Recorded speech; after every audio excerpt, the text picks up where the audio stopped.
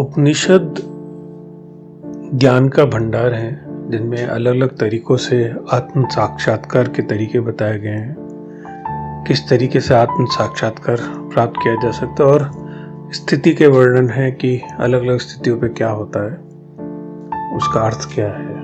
तो कई गहरे अर्थ निहित हैं उपनिषदों में। उन्हीं में एक महत्वपूर्ण उपनिषद है केन उपनिषद।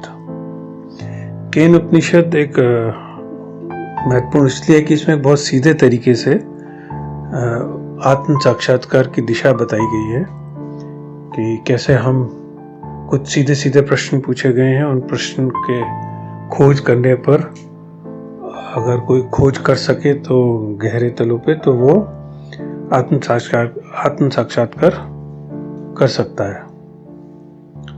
तो वही हम पढ़ेंगे इनके अलग अलग सूत्रों में। तो इसमें मूल रूप से इंद्रियों की बात की गई है। तो इंद्रियों से जो कुछ जाना जाता है, इंद्रियों से जो जानना होता है, उसके आधार में आत्मा है।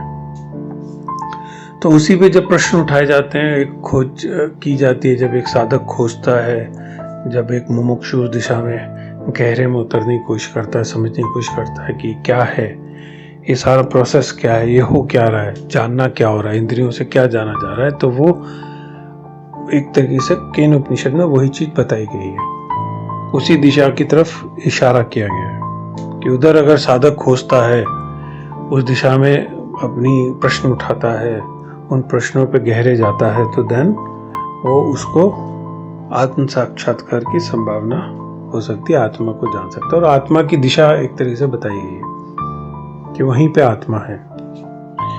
तो वही आगे हम पढ़ेंगे इसके सूत्रों में, श्लोकों में।